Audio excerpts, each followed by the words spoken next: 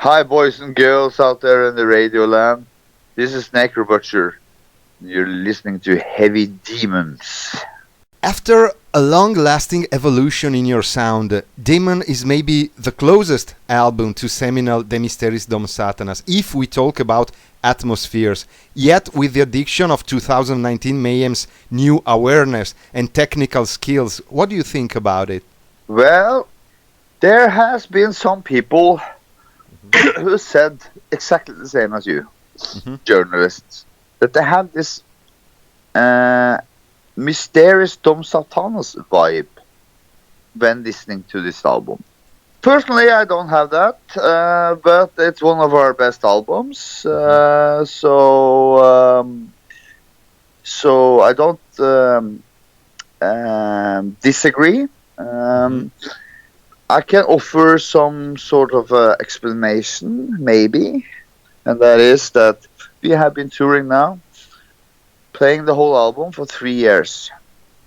Yeah. Maybe the songwriters have been a little bit tainted in their songwriting after this. Maybe. Don't know, but maybe. Yeah.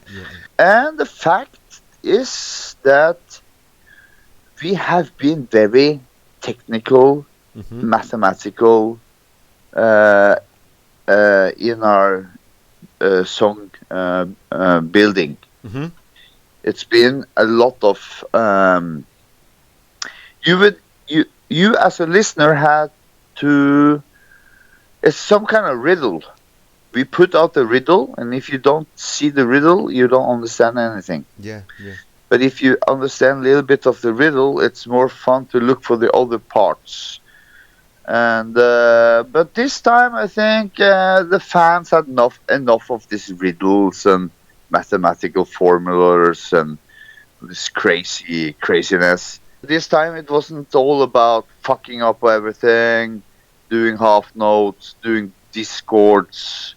This time was about making it right, making it dark, even a little bit groovy at sometimes. And when I mean groovy, I mean like groovy as Depeche Mode, very depressive, heartbreaking. It's definitely in the Mayhem spirit. And since you brought up the Mysteries, I would say that we have won. All the journalists have pulled out some kind of memorandums from some past albums, and I think that it sounds like this or it sounds like that. I take that as a compliment. Our fans have been here; they're stuck with us through hardship and deaths and suicides and all kinds of shit. But they're still with us, and now we deliver to them the best album we have ever made. Bass is an instrument often way too hidden when we talk about heavy metal, especially black metal, despite the peculiar, obscure sound that such instrument can give to music. Are you satisfied about your instrument recording treatment on Demon? Very. Because this you pretty much said your own question in what you said, that the bass is many times not heard, many times lost in the mix. It's very easy when you're not there and you have strong personalities, guitarists and drums and vocalists. If you're not there, they're gonna push their own buttons up. But this time we choose not to have any of them there and have an independent sound technician that can hear all the instruments by themselves as they are. And when I listened back to it, I was very happy. Since you asked this question, you know what I'm talking about. Yeah. That the bass has been lost for 3 albums and now it's back. There is also a little Italian presence in the album. The amazing cover by Daniele Valeriani. Why did you choose to work with him? Oh, okay, that's a long story. First of all, we love his art, obviously. And when I saw the cover for the first time, the reactions from the band was like, I thought he was holding his dick. I didn't see it was a snake first. Mm-hmm. So I was thinking a little bit like the old Celtic frost feeling. This kind of snake looking like a penis wrapped around him. And then it was his face. Yeah. Remember, Jan Hellhammer said that he almost looked like his retard. Yeah. He's got this retardness over his face. I think it fit very well. I think to paint some kind of, he needed to be ugly in some way. He needed to look the way he looked. Yeah. To be able to sit on this throne, which is a little bit far out anyway, playing with his snake. I mean, you don't put Brad Pitt's face in there. You know? No, definitely not. No, you need to come up with somebody else's. Yeah. And and I love the just fucking love the red coloring drapes surrounding the throne there. Mhm. So it is some kind of old, very old. Don't know if it's even satanistic, because I think it's older than that. I think it's some kind of paganism. Pagan, yeah. Pre-Christian. Pre-Christian stuff going on, Yeah. which is completely up our alley.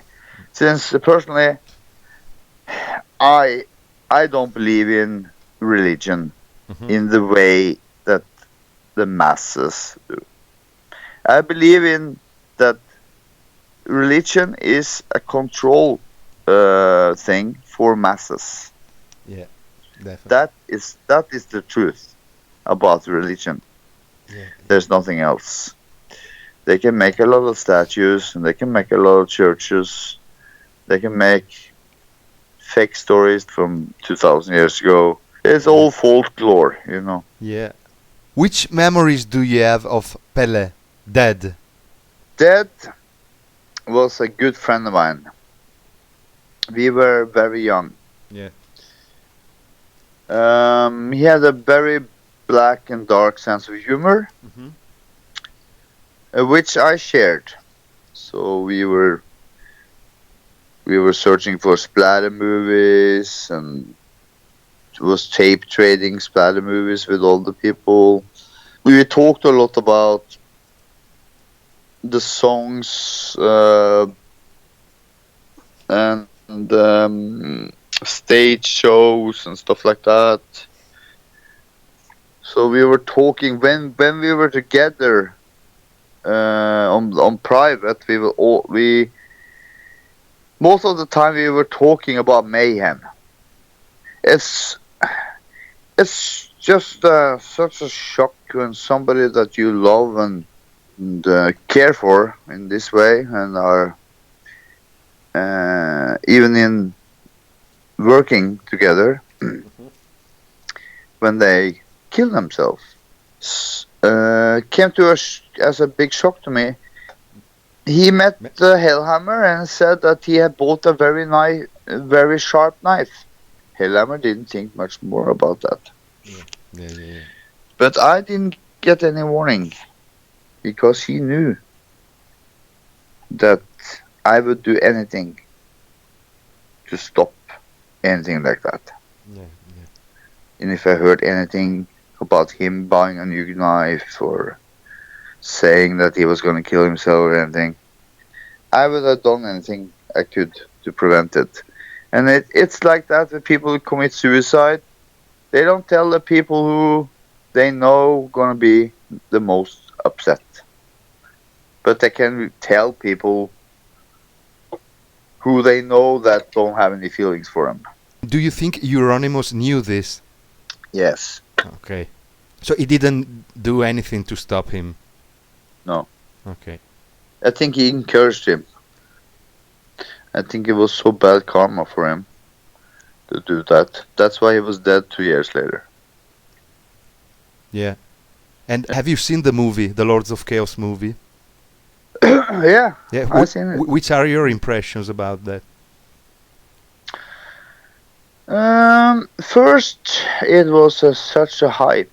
I couldn't believe the hype. The daily news, the LA news, all kinds of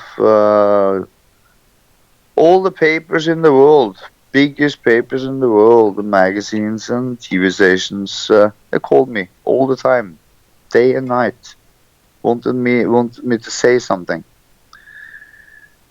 I seen it already, but I wanted them to see it first, so they would have some questions, not just this bullshit, you know. Yeah. So I waited till the movie came out, and then there was nothing. Nobody called me afterwards, and I know why. Because this movie is not a sensational movie. This movie is hard to watch. This movie is heartbreaking. Yeah. It's about some kids playing in a band and kill each other. And it's not even. I remember Åkerlund said to me, he tried to make it as real as possible. So he went into the autopsy report and found out how many stab wounds the guy in the park received. Yeah. And how many stab wounds Øystein received, and where and in what order they were put there. Yeah. So he reconstructed that. That, I mean, just by knowing that was very painful for me. And it was very hard for me to know to watch, actually. Yeah. Since I know the reconstruction, and I know that some of the stuff that was going on, I don't think he made himself a cup of cacao, you know. Even that was in the middle of the murder. Yeah. I think it's fake. I mean, it's just for shock value. I mean, in a way, it's fake, but on the other side, Varg Vikernes didn't drink alcohol and didn't drink Coca-Cola. So if he was gonna drink something, it would have been something like that. So it's not completely lost. It just there's. I personally think when you start, this is just my personal, but when you start to kill somebody or something, this person or something start to make a noise. And that's why many victims have many stab wounds, because they just want to finish the job. They want them to die. Not because they hate them that much, but because it's painful to listen to this screaming. So I think that's why there's so many stab wounds. Because in normal, when you look at movies or look in the crime pages in your papers, you see that many people have gotten 1 or 2 stab wounds. Yeah. That's mostly actually self-defense. That's when somebody attack you, you have a knife, you stab them. That's it. And then you walk away. You don't put 36 stab wounds in a person. No, of course. Then you want to kill them. That's a different thing. Yeah. I compare it to a mice I have. There was a mice coming into my house here. It was stuck in the mice trap, but it was still alive. I took a big knife and actually a spike to try to end this misery. Yeah. But he started to scream like fucking hell. I never heard a mice scream that loud. And pissing on himself and shitting on himself, you know. It's hard to find the heart on these small motherfuckers. I don't know that much about anatomy. But actually, I felt a little bit of the same urginess to get this fucking mice out of his misery. And this is what I think about what happened both in Lillehammer and in Oslo. Looking back to the film, they should have brought more of that element in, I think. But since they were not allowed to interview Bård or Christian for obvious reasons, they had to make that more theatrical. It's like when I saw it, I felt sad. I felt numb. Yeah. I felt like it was a hole inside of me. Yeah. I didn't want to talk to anybody that night. And I think that the journalist felt some of the same. Yeah. Like, should we call Jørn now and ask questions when we saw this? We already saw it. I mean, there's not many questions left to ask. I wanted to tell you that I saw the What's in My Bag YouTube channel, and I loved the fact that you like, as I do, Paul's Boutique by Beastie Boys. What a masterpiece! Oh, what a masterpiece that is. No, I mean, Beastie Boys was introduced to Beastie Boys by Kerry King and okay. Rick Rubin. Yeah, because Kerry King played on the first album, No Sleep Till Brooklyn. Yeah, that's correct. They released some EPs and stuff like that first, but their real full length was No Sleep Till Brooklyn. Yeah, License to Ill. No, I mean License to Ill. Yeah. I mean, sorry. That was the single.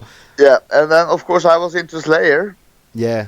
And when I saw the video, I'm thinking, "Fuck, isn't that Kerry King?"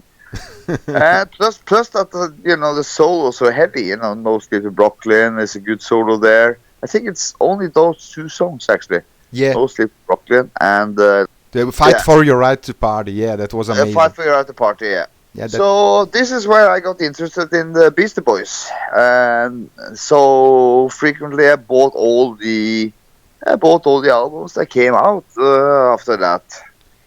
So I followed up with Rick Rubin, yeah, and his projects, and still listening to Beastie Boys. And when they released this, the mix-up, for example, with no voice at all, yeah, Yeah.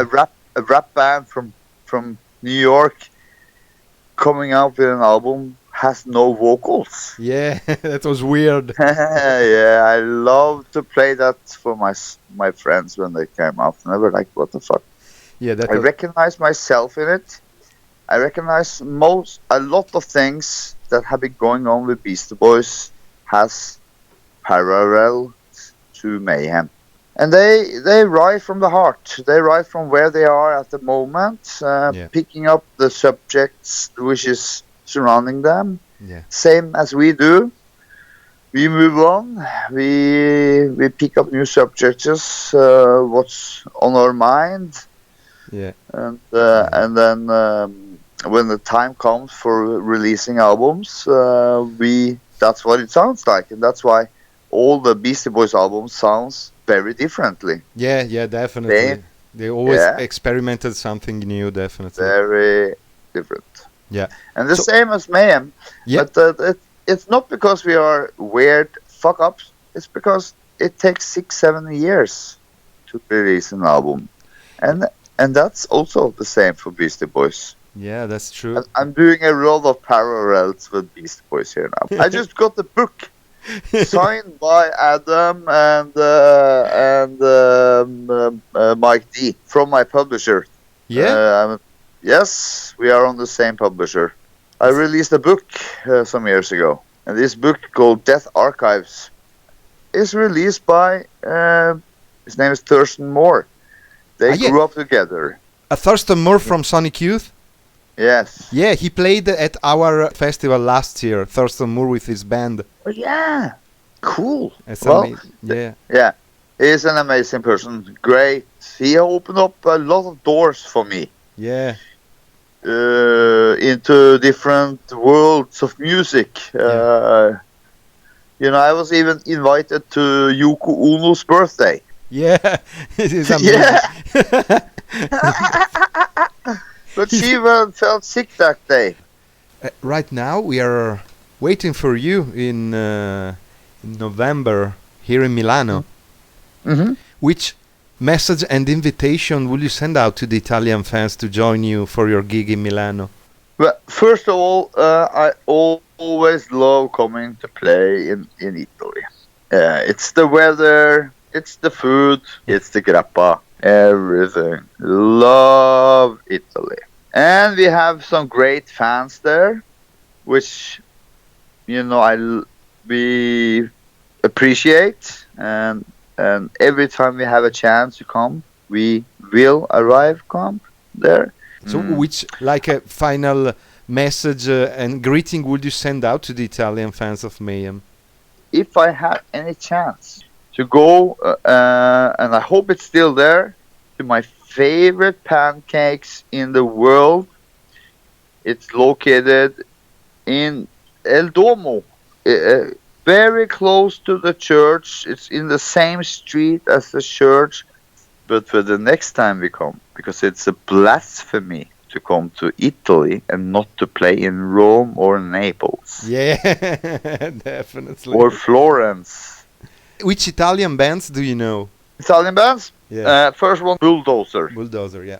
And Skits. And of course I know some of the Schizo, Necrodeath, for sure. I have their demos. I have all the demos, When all these guys, when we started touring in Italy, these people come to our shows and gave me their demos and stuff. I still have them. I never thrown anything. Yeah. I still have my Schizo, my red Schizo shirt that the drummer gave me in Sicily many years ago. Yeah. And he was fucking my girlfriend too. That bastard. So you got a t-shirt. He fucked my girlfriend. I only got a lousy t-shirt. That was not a fair exchange. No, it was not a fair exchange. It's a very bad exchange. Okay.